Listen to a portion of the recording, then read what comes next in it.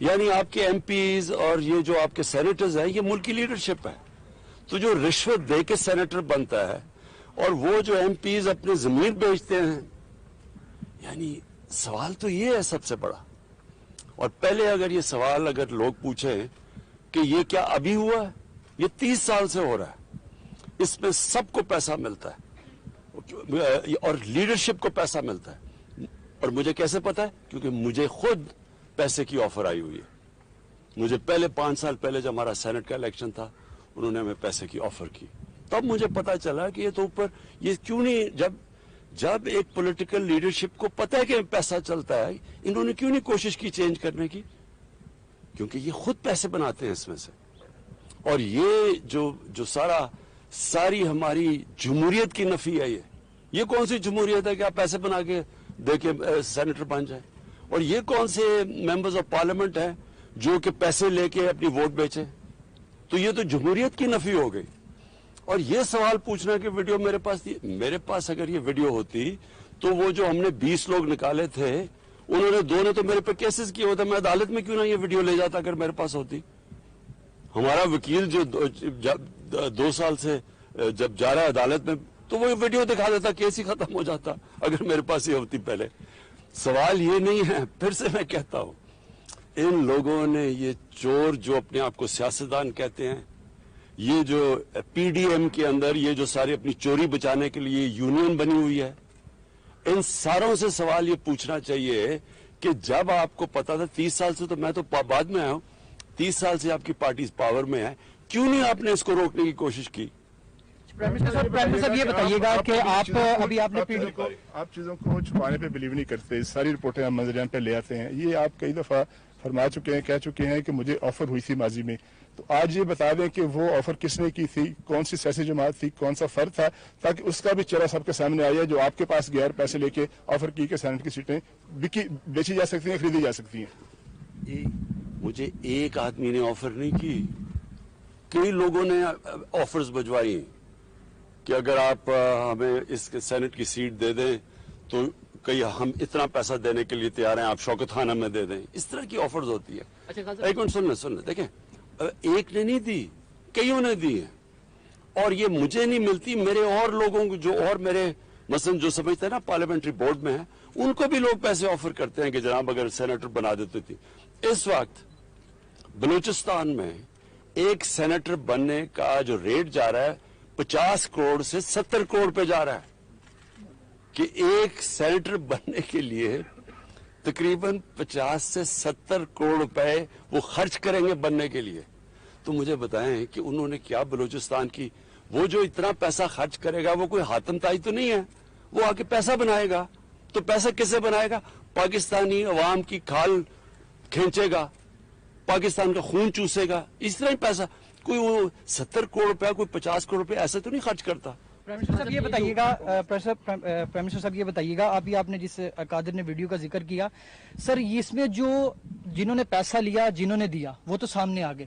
اس کے نتیجے میں جو سینیٹرز منتخب ہوئے، آپ نے تو کل کاروائی کی اور اپنے وزیر قانون کو آپ نے ہٹا دیا، لیکن اس کے نتیجے میں جو سینیٹرز منتخب ہوئے، آپ کو نہیں لگتا کہ الیکشن کمیشن کو ان کے خلاف آرٹیکل 62-63 کی کاروائی کرنی چاہیے؟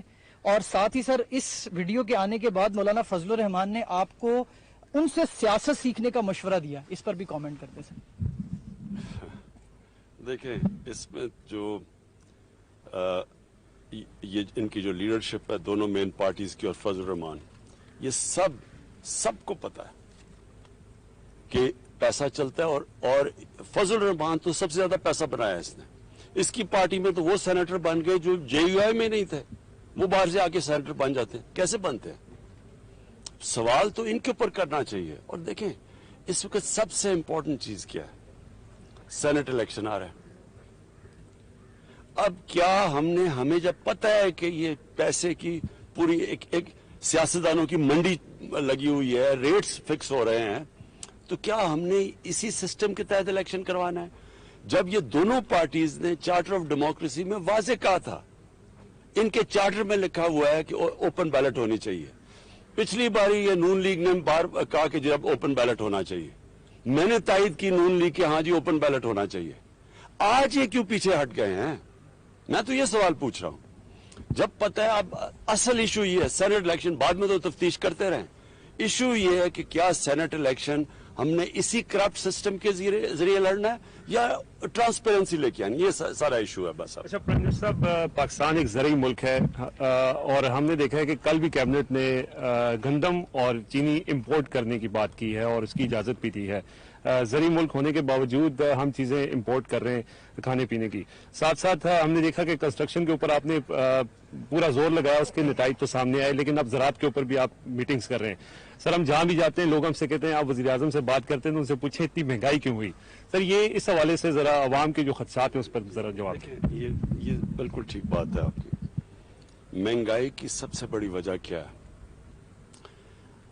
जब रुपया गिरता है, जब डॉलर के मुनिस्बत रुपया गिरता है तो वो महंगाई बढ़नी होती है। क्यों? सारी चीजें जो बाहर से आप आती हैं महंगी हो जाती हैं। जब पीपल्स पार्टी आई 2008 में तो तब रुपया गिरा, तब 25% रुपया गिरा, 25% तक महंगाई चली गई। आप उठा के देख लें 2008-9 में आज से बहुत ज्यादा महंगाई हुई क्योंकि रुपया गिरा था 25%। हमारी बारी 24.5% रुपया गिरा जब हम आए। और वो रुपया क्यों गिरता है? क्योंकि जब आपकी इंपोर्ट्स ऊपर चली जाती हैं, एक्सपोर्ट्स नीचे चली जाती हैं, डॉलर ज्यादा मुल्क से बाहर जा रहे होते हैं बजाय अंदर आने के, रुपया गिर जाता है।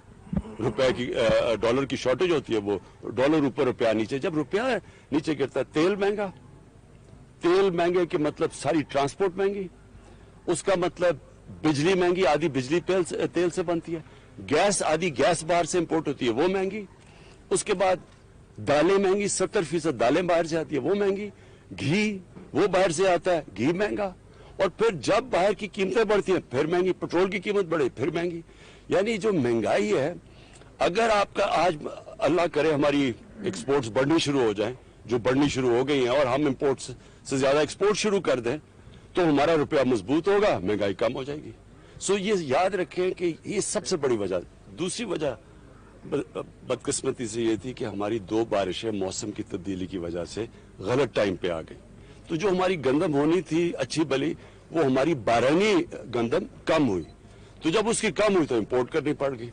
अच्छा खान साहब, एक तो वीडियो आने से आपके मौक़िफ़ की तायीद हो गई कि जो हॉर्स ट्रेडिंग है वो होती है, साथ साथ जो है अपोजिशन जो है वो कहती है कि आपके जो अरकान असम्बली हैं वो इंटैक्ट नहीं है, इसलिए आप लोग जो है ओपन बैलेट से इंतखाब करना चाहते हैं। सेकेंडली, लॉ मिनिस्टर को सैक कर दिया, जो बाकी लोगों के नाम आ रहे हैं जिस तरह परवेज खटक साहब, और कहा गया कि वहाँ पर स्पीकर हाउस के अंदर सारा मामला हुआ, तो उनके खिलाफ भी कोई कार्रवाई का प्लान है? ये उनका क्लेम है, उन्होंने पैसे लिए वो क्लेम। जी देखिए, सबसे बड़ी चीज क्या है कि जी हमारे मेंबर जा रहे हैं या नहीं जा रहे हैं, ये इशू नहीं है। मैं 5 साल पहले तो मेरे मेंबर आ नहीं जा रहे थे, मैं तो 5 साल से लगा हुआ ओपन बैलेट की। मैं तो जब ये नून लीग ने कहा कि ओपन बैलेट होनी चाहिए, मैंने तो तब तायद की इनकी। तो ये तो अब से नहीं मैं कह रहा, जब सबको पता है कि सेनेट के इलेक्शन की वोट 30 साल से सबको पता है कि वोट बिकती है। मेरा सवाल यह है कि इन्होंने क्यों नहीं चेंज करने की कोशिश की। और फिर ये जो कहना कि हमारे मेंबर जा रहे हैं या नहीं जा रहे हैं, ये याद रखें गवर्नमेंट के लिए ज्यादा आसान है। हमारे लिए अपनी जितनी हमारी सीटें हैं उनसे ज्यादा हम ले सकते हैं, क्योंकि गवर्नमेंट के पास पावर होती है। इसलिए तो गवर्नमेंट में आके कोई बदलता नहीं है, बाहर कहता है, गवर्नमेंट में आके नहीं करते। हम गवर्नमेंट में बैठ के कह रहे हैं कि ये ओपन बैलेट होनी चाहिए, जबकि मैं आज आपको कह रहा हूं कि यही लोग रोएंगे जबकि देखें जी तहरीक इंसाफ की सीट से ज्यादा मिल गए हमें सेनेटर्स, ये लोग रोएंगे। अभी मैं आपको कह रहा हूं क्योंकि हम ज्यादा सीटें ले सकते हैं। हम एक मुल्क में चेंज लेके आ रहे हैं कि जब करप्शन ऊपर से शुरू होती है, जब आपकी पॉलिटिकल लीडरशिप करप्ट होगी, तो क्या थानेदार और पटवारी ठीक हो जाएगा? सर, लाइटर मूड के अंदर सियासी बातें हो गई। आपके सियासी फॉलोअर्स के अलावा क्रिकेट के फॉलोअर्स भी बहुत हैं। 18 साल बाद साउथ अफ्रीका को हमने रावलपिंडी में सर शिकस्त दी। टीम पूरा साल बहुत सारी क्रिकेट उससे खेलनी है। सर, कुछ तवज्जो दे रहे हैं? सर, मईशत के ऊपर भी आपको अपडेट्स मिलती होंगी, क्रिकेट के ऊपर भी अपडेट्स मिलती होंगी, तो क्या समझ रहे हैं कि सर बेहतरी की तरफ हम जा रहे हैं? पूरा साल पाकिस्तान के अंदर सबसे ज्यादा क्रिकेट है, अचीवमेंट। देखिए, सच आपको बताऊं तो मुझे क्रिकेट के ऊपर कोई ज्यादा टाइम नहीं, बल्कि मैंने मैच भी नहीं देखा। मुबारक तो टीम को देता हूं, लेकिन मुझे मैच देखने का मौका नहीं मिला। लेकिन मैं आपको एक चीज कहना चाहता हूं, जो बुनियादी स्ट्रक्चर है पाकिस्तान क्रिकेट का वो ठीक कर लिया। जो मैं बड़ी देर से कह रहा था कि इलाकाई क्रिकेट होनी चाहिए, ये ठीक हो गई। अब इसमें से वो पाकिस्तानी टीमें बनेंगी जो कि वर्ल्ड बीटर्स होंगी। अभी तक हम अच्छी टीम है, हम वर्ल्ड बीटिंग टीम नहीं बन सके अभी तक। उसकी वजह यह है कि हमारा जो बुनियादी क्रिकेट स्ट्रक्चर था वो गलत था। हिंदुस्तान ने अपना स्ट्रक्चर ठीक कर लिया है, हिंदुस्तान एक दुनिया की बेहतरीन टीम बनती जा रही है।